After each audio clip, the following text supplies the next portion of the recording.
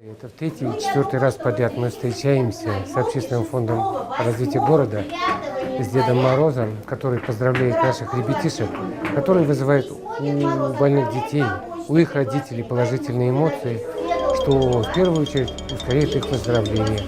А мы все знаем, мы взрослые люди, что Новый год – это единственный праздник в году, когда взрослые дети верят в это чудо, в новогодний праздник. А для больных детей самый главный подарок – это их болезнь.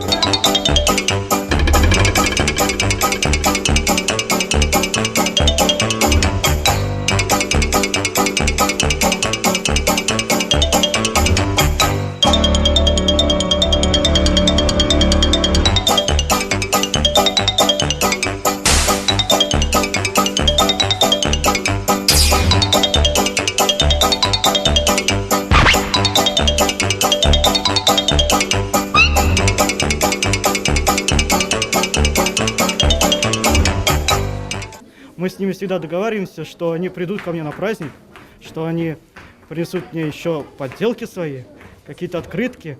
И обязательно я уверен, что они выздоровеют, потому что Дед Мороз, он всегда несет какую-то волшебную сказку, какое-то чудо, и оно обязательно исполнится.